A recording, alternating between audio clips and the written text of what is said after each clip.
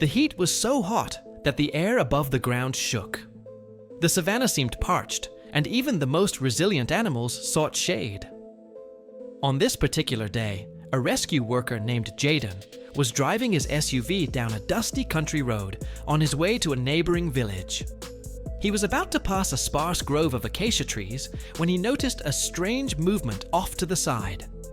At first it seemed to be just a play of light, but then he braked sharply. There, in the tall, dry grass, stood an elephant. His gait was broken. He limped, leaning heavily on one leg. It was obvious at first glance that something was wrong.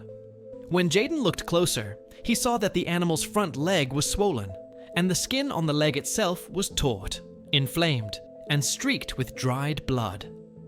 The skin seemed about to burst from internal pressure. It wasn't a cut or an attack wound.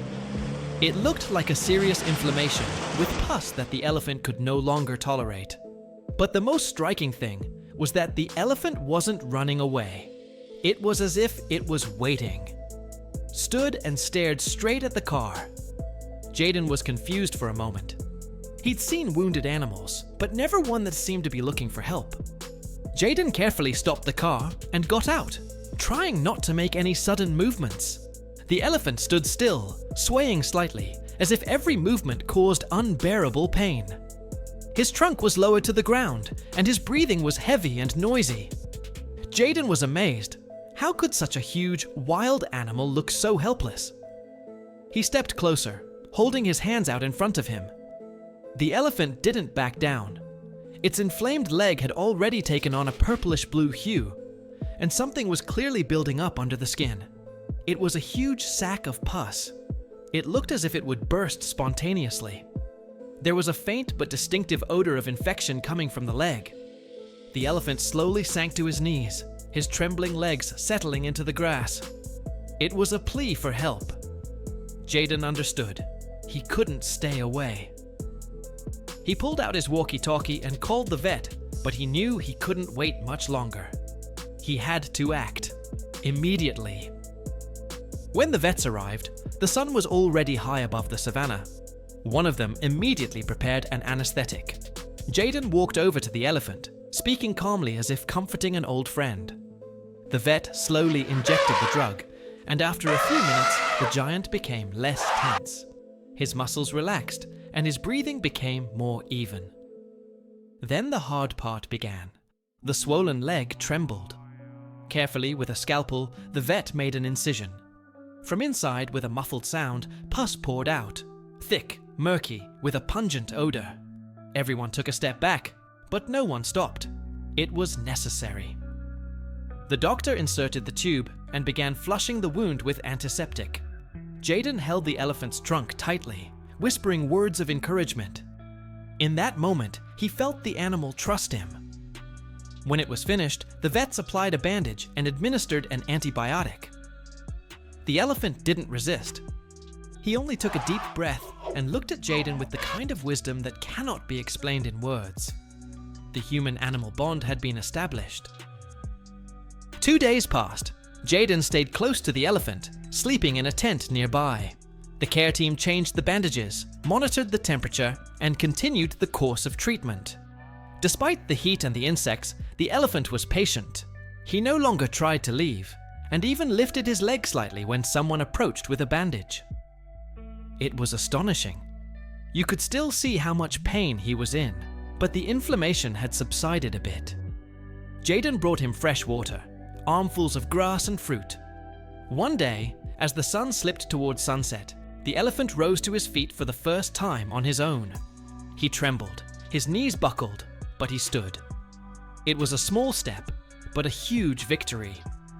Jaden watched the giant take a couple of tentative steps, and then something incredible touched him with his trunk as if thanking him.